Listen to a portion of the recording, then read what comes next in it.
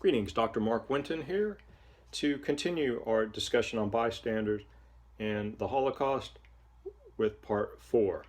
I'd like to start by talking about Edwin Black's work on IBM and the Holocaust. Professor Black states that IBM equipment was used, and we're all familiar with IBM. I'm pretty sure you know the big company that makes computers and computer equipment. And in his book, Nazi Nexus, this is actually a much shorter book that summarizes several of his larger books that go into great detail about different cases. For example, in his book on Nazi Nexus, America's Corporate Connections to Hitler's Holocaust, Chapter 1 is on Ford, Jew hatred and political racism. Chapter 2 is on Carnegie, eugenics and the master race. Chapter 3 is on Rockefeller, Mengele, and eugenics. Chapter 4, GM and the motorization of the Reich. And Chapter 5, IBM organizes the Holocaust. And on page 130, Professor Black states, quote, "With IBM as a partner, the Hitler regime was able to substantially automate and accelerate all 6 phases of the 12-year Holocaust: identification, exclusion, confiscation, ghettoization, deportation, and even extermination." End of quote. That's on page 130 in his book, Nazi Nexus. He states that IBM was a solutions company and that they provided punch cards and tabulating machines to the Nazi regime to keep track of all the ongoings, to keep track of people, where they were, what was going on. And he provides in his longer book, IBM and the Holocaust, a great amount of details about this. And also it's important to, and that Professor Black points out that a lot of this participation took place for financial gain.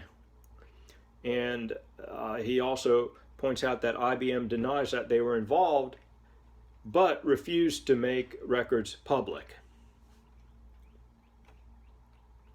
So when I first read IBM and the Holocaust many years ago, and I started looking into this, I started talking to people about it, and when you start talking about organizations that participated in the Holocaust that are recognizable today, things sometimes get a little heated with some people, others not so much. Anyway, I called IBM maybe 10 years ago and asked them about it, their customer relations, whatever. Then, if I remember correctly, the guy on the phone said, "Hang on a minute," and yelled to his colleague, "Hey, what is this about?" And the colleague said, "I don't know," and they didn't know anything. And I said, "Well, this book's been published, and this is what it says," and they had no idea. So I dropped it.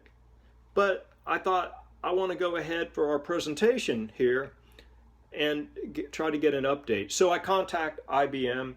Here's the email. I'll just read it to you and I'll read the response. Greetings.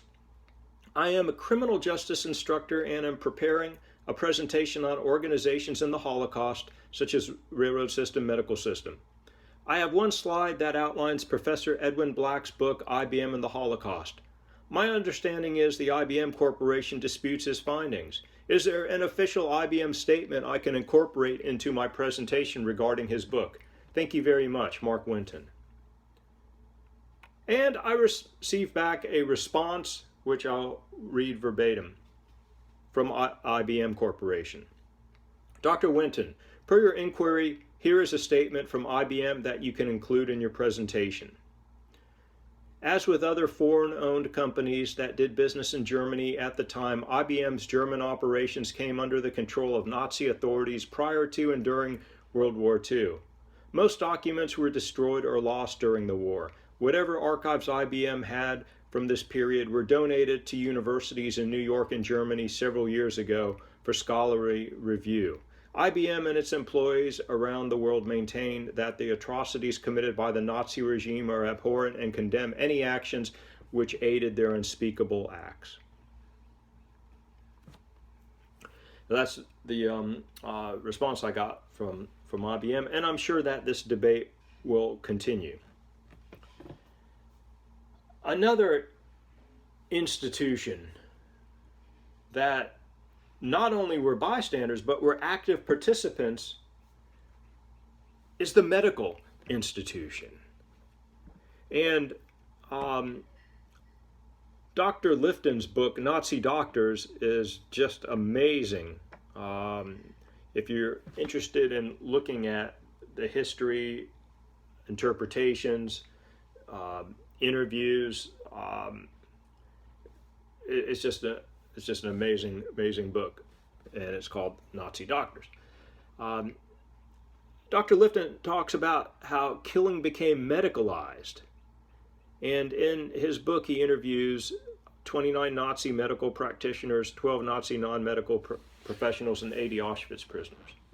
And he talks about how medicalized killing, this surgical killing, became part of the medical process, and killing was seen as a therapeutic imperative. And Dr. Lifton talks about the 5 steps that led to the mass killings. First was coercive sterilization of certain individuals that were believed to have some genetic issues. And then second was killing impaired children. Third was killing impaired adults. Fourth was killing impaired inmates in concentration camps. And fifth was mass killings in extermination camps.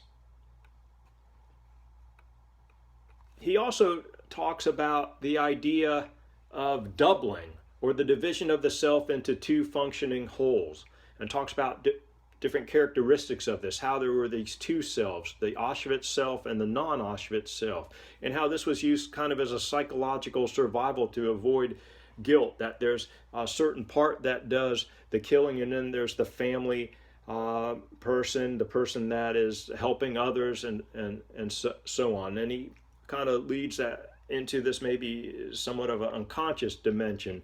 In other words, there are multiple selves in the sense, and they were able to put that Auschwitz physician self aside when they got out of that environment.